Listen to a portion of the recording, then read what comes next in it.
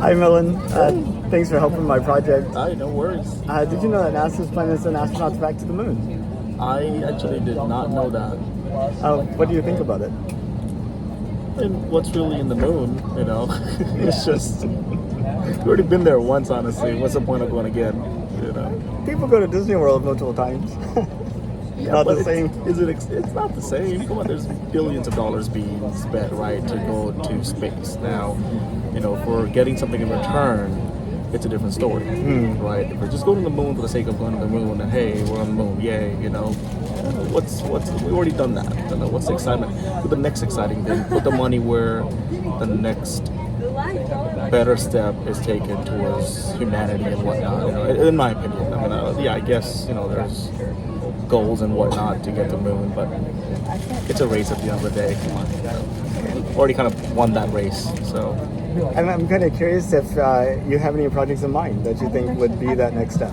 Well, Mars is always there, but how about we focus on Earth first to see what we can do to help our economy and, just help be a better version of ourselves now so that we can sustain a life in the next 100 years.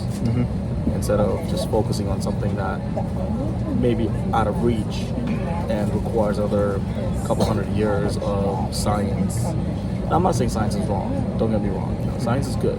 I work in the science industry, so I know it's good.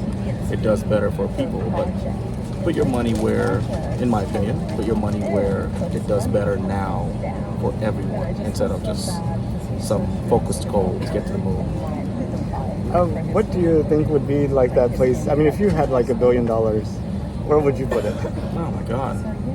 There's a number of cases. Hunger, cancer, corona vaccines and whatnot, just improving that. Just not having people die of unexpected diseases would be good.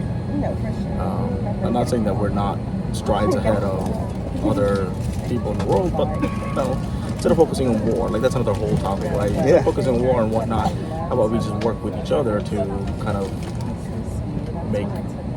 do better by our people, right? And get ahead in life versus, again, going to space.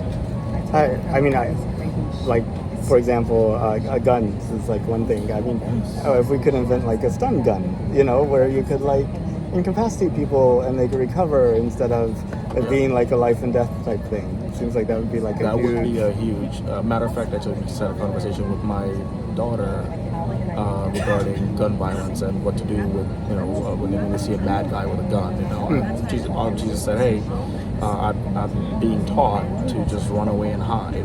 That's a sad reality, of where we're right now. How about we focus on that and controlling gun violence, and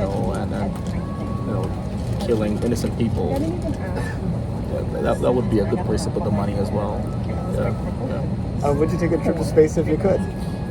Oh, who wouldn't? But it's way too expensive, I'm sure. And again, I'd rather put that money. If I had billions of dollars and I could spend 99% of it on, research and development and, solving world hunger, or putting it towards gun violence and whatnot. Yeah, great. That 1% I would of course put into it myself and get myself to space. Where do you see humanity in 200 years? Oh, I can't predict future. But I'm hoping we're strides ahead, and just based on our past, where the devices that we hold, to our hands right now didn't exist 10, 15, 20 years ago. So I'm hoping in 200 years it's much advanced than this. Yeah, for sure. Yeah. I know. The flying cars wouldn't be a stretch in 200 years, I'm sure. Yeah. I just worry about the flying car that breaks down. What happens to it? It's like, woo! It's a dropping bomb, yes. But you wouldn't have to cut all these roads through like the forest, as an example. You we can kind of revive the earth back, from what we've taken from it. So yeah. Very good. Well, I really appreciate your time. Yeah, of course. Yeah, my pleasure.